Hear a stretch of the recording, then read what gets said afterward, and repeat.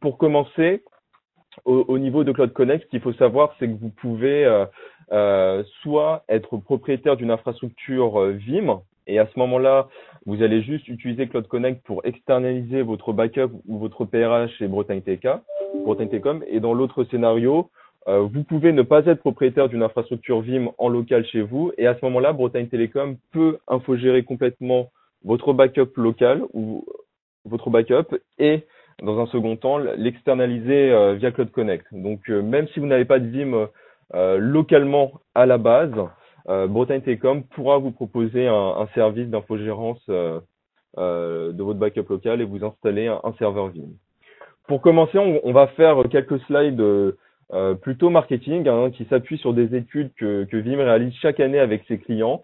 Et ce qu'on peut remarquer sur cette première slide, c'est qu'effectivement, beaucoup d'entreprises subissent des écarts de disponibilité entre ce qu'elles projetaient d'avoir, donc en termes de disponibilité sur leurs applications, et la réalité des choses. Donc on sait très bien que chaque année, on a forcément des écarts. Ça peut être dû à des incidents sur site, des erreurs humaines, des pannes d'électricité, des cyberattaques ou tout type d'accident qui, à un moment donné, va rendre votre application, que ce soit un ERP, une messagerie ou autre, indisponible et que derrière va y avoir une vraie perte de productivité.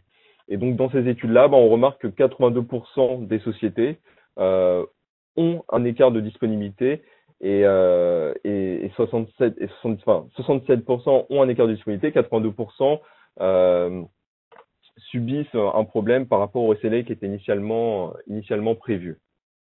Nous, dans les best practices Vim, on recommande d'avoir 3 copies de sauvegarde sur 2 supports différents si possible, dont un qui serait externalisé pour justement pallier à ce type de problème. Au niveau des temps d'arrêt qui sont inévitables, on peut avoir la meilleure protection du monde, on peut avoir réalisé le meilleur data center, le plus sécurisé. Il va y avoir forcément malheureusement quelques temps d'arrêt chaque année. Et toujours dans cette même étude Vim, on a mis en avant, on a fait une étude sur le coût de ces temps d'indisponibilité dans un système d'information. Et pour mettre en relief ces informations qui sont ces indicateurs qui sont, on va dire, relativement importants, c'est 20 millions, virgule 4, c'est tout type de société. Donc c'est vraiment très grand compte CAC 40 à la PME. Donc c'est pour ça que ce chiffre va pas forcément parler à tout le monde, mais ça reflète un coût moyen du temps d'indisponibilité que rencontrent des sociétés. Donc il est relativement important et on se rend compte qu'il y a une augmentation du coût de cette indisponibilité chaque année de plus de 36%. Donc faut vraiment pour pallier à ce type de problème, avoir vraiment des plans de reprise d'activité ou des solutions de sauvegarde vraiment industrialisées et si possible externalisées sur plusieurs sites pour avoir la meilleure protection possible si à un moment donné vous avez un incident sur votre premier site de sauvegarde. En termes de répercussions sur les temps d'arrêt ou des pertes de données, on se rend compte qu'il y a différents indicateurs à prendre en compte par rapport à ça. Donc, outre l'aspect financier, qui va directement toucher à votre porte-monnaie en tant que directeur du système d'information ou en tant que directeur de votre société, vous allez avoir au moins 35% de pertes, donc toujours une moyenne, de confiance de vos clients. Donc ça peut être très visible sur des sociétés qui vont avoir du service ou qui vont faire de la vente de produits sur Internet. Donc, on peut prendre des sociétés de e-commerce, par exemple, ou si votre site est indisponible pendant quelques heures, c'est pas concevable parce que le client va pas attendre que votre site soit de nouveau opérationnel. Il va aller voir la concurrence. Donc, directement, vous avez aussi une perte de confiance de vos clients. Vous avez un préjudice sur l'image de marque. Donc, quand vous avez un incident sur site, hein, on l'a vu notamment avec OVH dernièrement dans l'actualité, une panne d'électricité qui a fait la une de la presse et derrière, il y a vraiment un impact sur l'image de marque. Au niveau aussi interne, une perte de confiance des employés, tout simplement parce que quand on est dans une société, qu'on n'a plus accès à sa messagerie, à son ERP, à son CRM ou à tout type d'application qui est vraiment nécessaire dans le cadre de son activité, derrière, si pendant 2 heures, on n'a plus accès à sa messagerie, c'est critique dans une société et forcément, on a une perte de confiance par rapport au fait que son entreprise nous permet de travailler efficacement. Enfin, le dernier point, c'est la réaffectation des ressources projet. Si l'incident dure assez longtemps, ça va forcément impacter la gestion de certains projets qui nécessitaient d'avoir la disponibilité de certaines applications vraiment très rapidement. Donc derrière, certains projets vont prendre du retard et d'autres sources vont être réaffectées à cause de ce type de problème. Comment cela affecte-t-il la transformation digitale dans votre entreprise? Je ne vais pas m'attarder trop dessus parce que c'est quelque chose qu'on vous rabâche très régulièrement. La transformation digitale, c'est une réalité au sein des entreprises. Dans notre étude, on estime que 72% des entreprises reconnaissent que la transformation digitale va être critique dans leur avenir. 38% planifient dès maintenant des initiatives pour justement transformer leur IT, pour justement transformer leur société via cette transformation digitale. Et 64% admettent que le manque de disponibilité entrave l'innovation.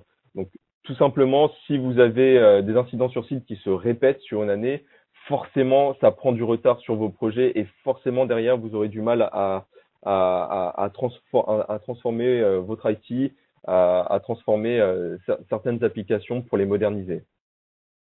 Pour mettre en relief tous ces indicateurs, et ce que je vous ai dit jusqu'à maintenant, je vais prendre un scénario très concret. Je vais prendre l'exemple de Saint-Gobain qui a subi en juin dernier une cyberattaque. Donc, c'était une cyberattaque qui était mondiale. Vous en avez sûrement déjà entendu parler. Donc, beaucoup d'entreprises mondiales ont subi une cyberattaque. En France, on a eu notamment le cas de Saint-Gobain. Et pour Saint-Gobain, cette cyberattaque, elle a été très claire. Donc, c'est une perte de plus de 220 millions d'euros. Donc, c'est financièrement parlant, même pour un grand groupe comme Saint-Gobain, c'est pas neutre.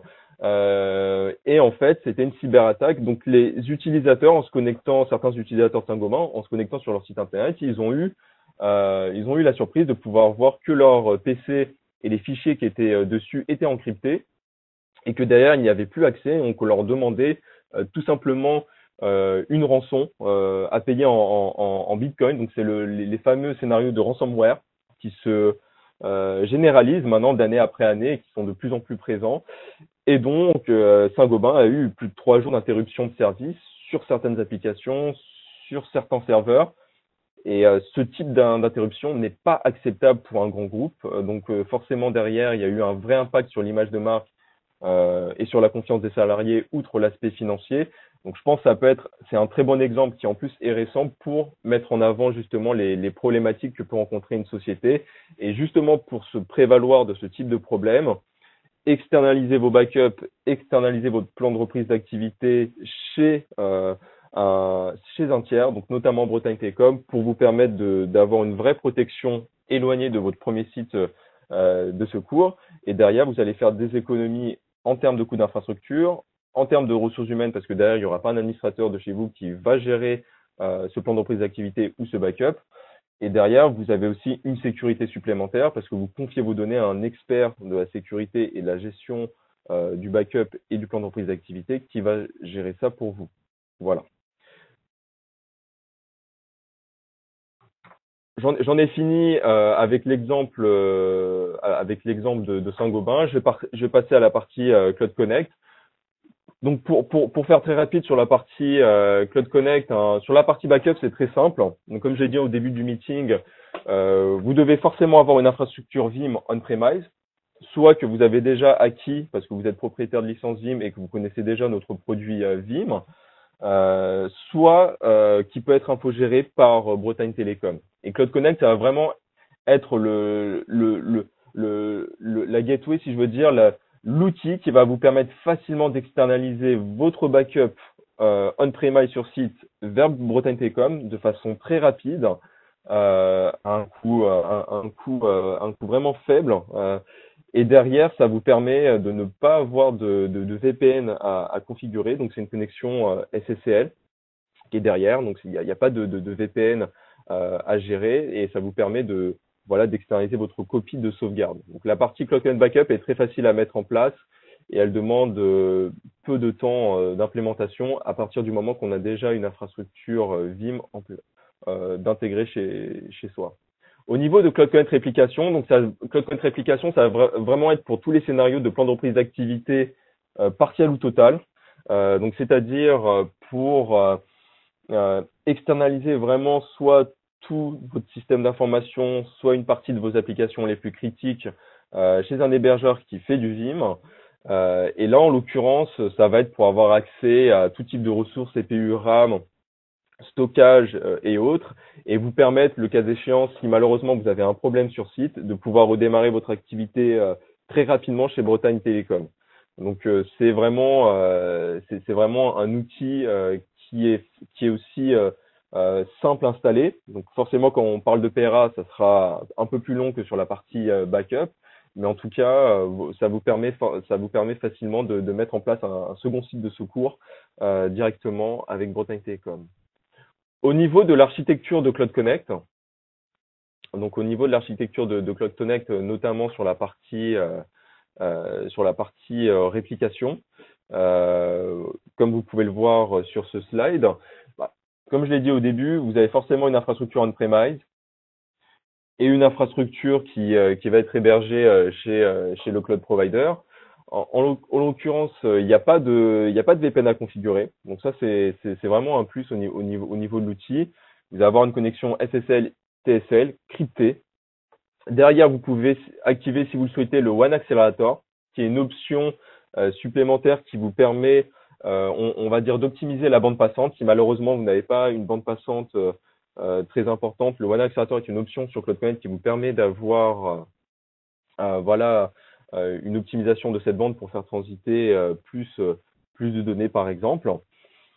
Et derrière, on voit sur l'infrastructure hébergeur qui va avoir dans un scénario de Disaster Recovery as a Service, donc de PRA as a Service, différentes ressources qui va allouer à ces différents clients. Et chez Vim, on appelle ces différentes ressources allouées à ces clients en tant que cloud provider des hardware plans. Donc ça va être toutes les ressources stockage, RAM, processeur, hein, comme vous pouvez le voir sur le schéma, c'est des ressources allouées par client. Et le client, pour activer son Cloud Connect, pour, on va dire, rechercher l'hébergeur qui va lui permettre de profiter de ce scénario de PRA as a Service ou de Backup as a Service, il va se connecter donc sur sa console Vim Backup Verification on-premise. Donc cette console qui permet, on va dire, de retrouver son service provider ou d'aller en trouver sur le site internet de Vim. Donc en fait, quand vous connectez sur notre application Vim Backup Verification, donc qui est notre outil phare en termes de backup et de réplication, vous allez avoir un onglet Cloud Connect et sous cet onglet Cloud Connect, vous allez avoir Add a Service Provider ou Find a Service Provider. Dans le cas où vous choisissez l'option Add a Service Provider, c'est là où vous allez rentrer les informations réseau que vous aura donné au préalable Bretagne Télécom, par exemple, pour vous connecter directement sur son data center et pour que vous ayez accès à vos ressources, soit dans le cadre d'un PRA, soit dans le cadre d'un scénario de backup. La partie Find a Service Provider, c'est vraiment dans le cas où vous n'avez pas pour le moment idée de quel hébergeur vous souhaitez travailler et vous allez tomber directement sur notre site internet Vim et derrière vous allez avoir un certain nombre d'hébergeurs qui sont référencés en fonction de leur activité. Pour terminer, le Cloud Connect Portal en fait c'est un outil web, donc c'est une console web qui vous permet de vous connecter et d'activer à distance un PRA. Donc ça vous permet, même si vous n'avez plus du tout accès à votre premier site, parce que malheureusement vous avez eu un accident qui ne vous donne plus du tout accès à votre premier site de sauvegarde, voire carrément à votre site de production, vous pouvez, avec une connexion Internet, vous connecter sur ce portail web et déclencher à distance le PRA. Donc voilà, j'en ai fini moi de mon côté pour la présentation de l'outil et de Vim. Je vais laisser la parole à Andy Lebrun qui va maintenant vous faire une présentation et une démo de Cloud Connect. Merci Aurélien. On va laisser la main à Andy sur la démo. et tu vas pouvoir démarrer Andy. Là, vous voyez bien dans l'écran? Ouais, très bien. Impeccable. Alors, du coup, donc là, pour la démo, donc il y a deux parties sur Code Connect, donc c'est vraiment la partie backup et réplication, comme Aurélien l'a dit, donc vraiment backup et réplication, donc ça peut être séparé ou on peut faire aussi les deux pour un client. Ça va être en fonction des demandes. Et du coup, donc là, on va pouvoir voir la première partie, donc qui va être le backup, donc la manière dont implémenter le backup sur votre infrastructure pour sauvegarder votre environnement VMware ou Hyper-V sur l'infra Code Connect de Bretagne Telecom. Donc comme l'a dit Aurélien, déjà de base, il faut avoir Vim installé de votre côté, côté client, pour ensuite pouvoir se connecter au Code Connect de Bretagne Telecom.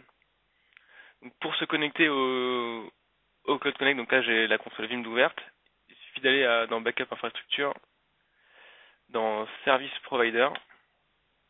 Donc là j'ai déjà deux connexions de fait avec deux identifiants différents. Donc ensuite on fait un clic droit et on ajoute le provider. Donc l'URL vous sera transmise par Bretagne Telecom, l'URL de connexion. Hop. Et vérifie l'authenticité des certificats. Donc ensuite on vous fournira aussi vos identifiants de connexion sur le Code Connect.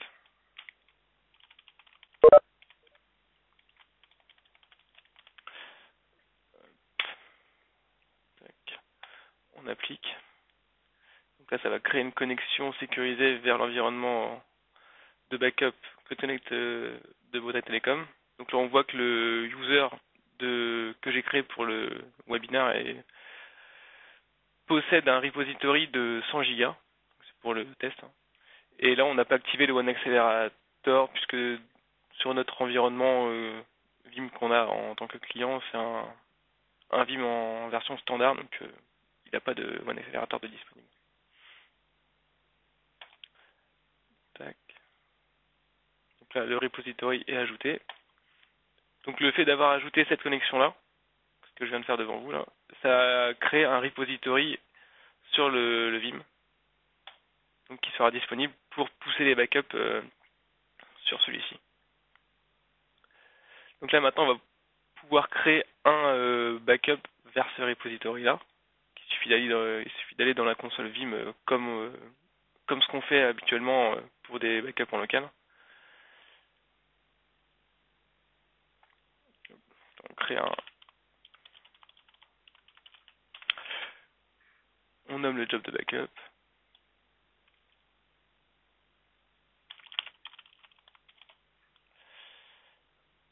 On ajoute des VM.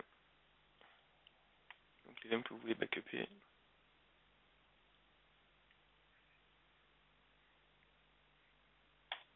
Vous pouvez en ajouter plusieurs, hein, comme ce que vous faites habituellement.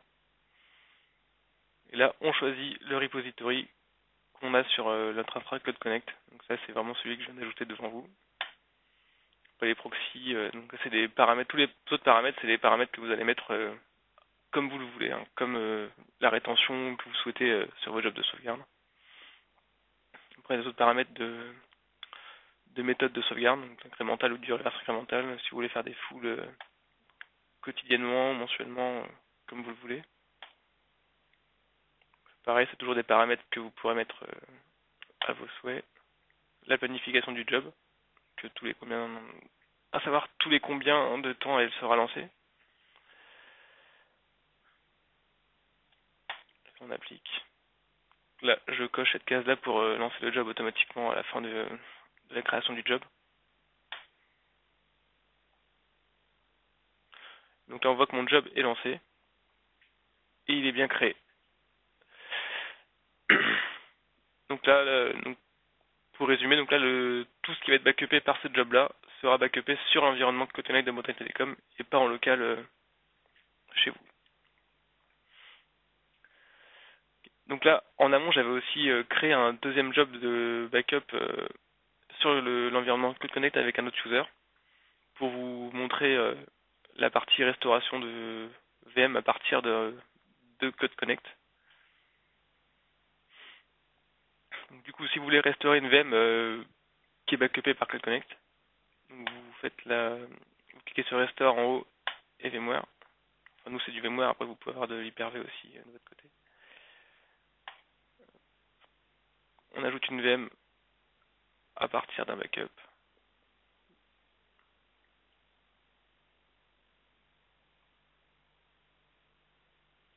Donc, je prends le job de backup qui sauvegarde une VM sur Cloud Connect. Donc je prends le backup avec le resource point qui me convient. J'en ai qu'un dans ce cas-là.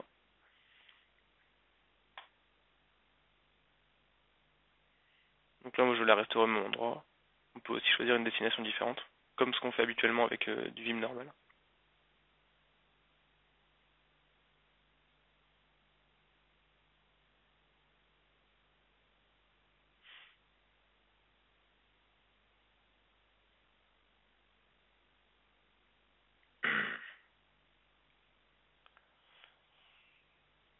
Ok.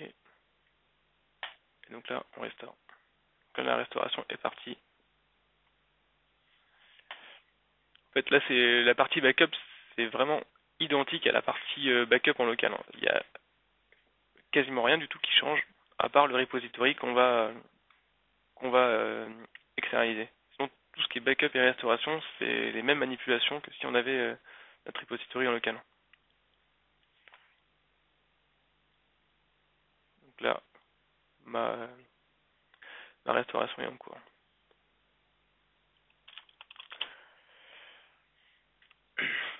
Donc voilà pour la partie backup. On va pouvoir passer à la partie réplication maintenant. Donc toujours pareil, donc là on va créer une connexion vers l'environnement Code Connect de Modric Telecom avec un compte qui permet la réplication. Donc on ajoute un provider.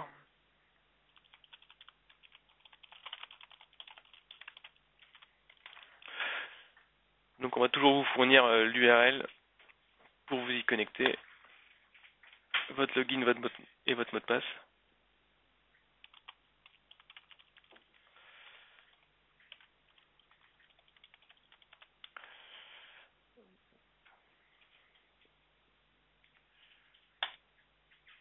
Donc le fait d'ajouter ce provider là, ça va vous donner des ressources, accès à des ressources. Donc là pour le test, donc là j'ai créé un compte avec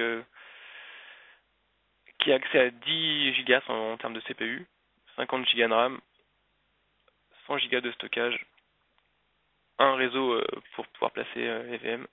Et là on n'a pas mis d'IP public.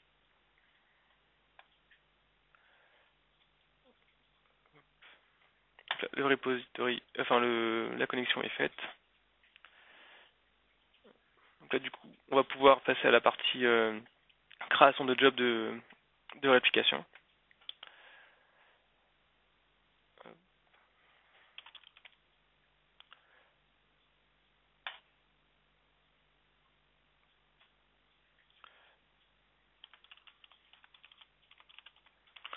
On nomme le job de réplication.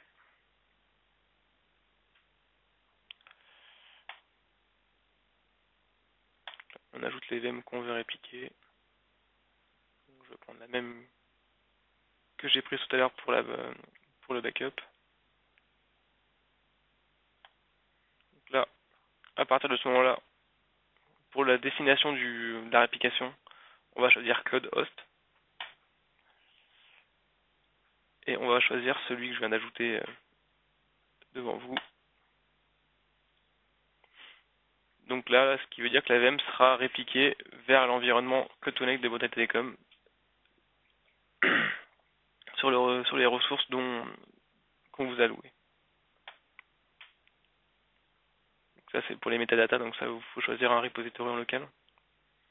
Ça c'est comme de la réplication locale aussi, vous avez besoin toujours d'un repository pour les métadatas des VM répliqués.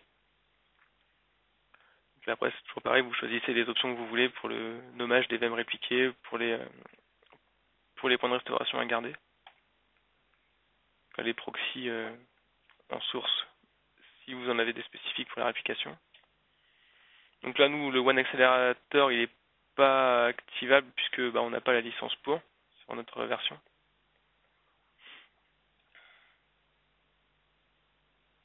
On planifie planifie le job.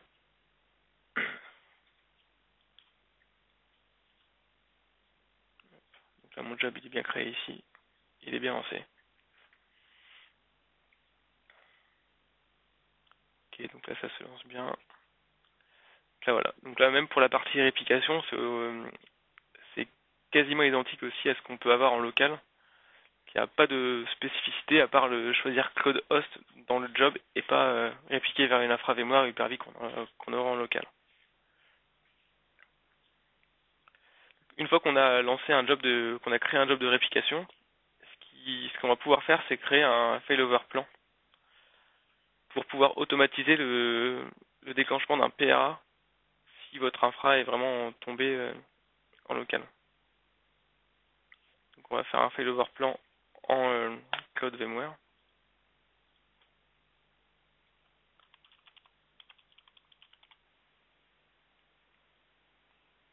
On va pouvoir ajouter des machines. Donc quand on choisit le failover plan en mode cloud VMware, on va voir seulement les machines qui sont répliquées vers un environnement Cloud Connect. Donc, je vais prendre les deux machines de ce job-là.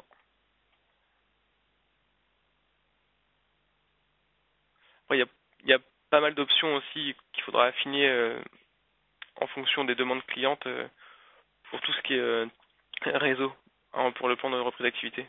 C'est pas aussi trivial que le backup d'un sens puisque tout ce qui est déclenchement de PRA, c'est une réflexion à mener en amont pour voir la manière dont on va pouvoir récupérer les VM répliqués, sur quel réseau et la manière dont on va y accéder sur l'environnement de réplication.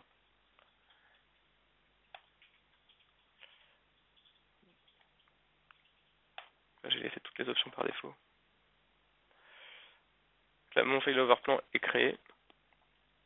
Et à partir de ce moment-là, on va pouvoir utiliser la console Enterprise Manager de Cloud Connect pour pouvoir lancer des restaurations.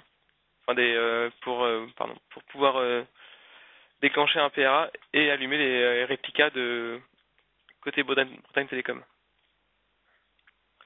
Donc, du coup, ça c'est la console, c'est le portail Cloud Connect pour pouvoir déclencher des PRA.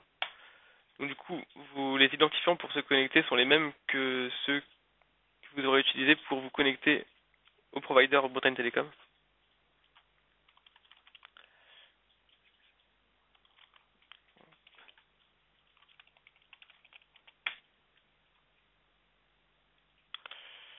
Donc sur ce compte-là, il n'y a pas de failover plan, c'est normal, c'est l'autre compte. Voilà, et donc là, avec le compte avec lequel je me suis connecté, on voit bien le failover plan que j'ai créé juste avant, devant vous. Et ensuite, on va pouvoir démarrer le failover plan pour démarrer les VM de côté Bretagne Télécom. Fait, quand on déclenche un failover plan à ce niveau-là, c'est vraiment en cas de crash du site principal. Là, il va pas aller vérifier si les VM sont bien éteintes du côté source pour les redémarrer côté destination. Là, il va vraiment faire ça en mode crash de A à Z.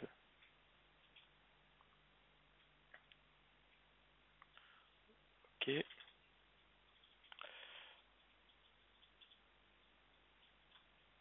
Là, le failover plan est en cours. On voit qu'il est bien actif côté les consoles Vim, Cloud Connect. On voit bien qu'il est en cours aussi, console Vim client. Voilà. Et aussi, il y a aussi une autre méthode aussi qu'on peut utiliser pour faire du failover partiel. Donc c'est dans la console Vim pour aussi déclencher un PRA d'une seule VM. Hop, un réplica.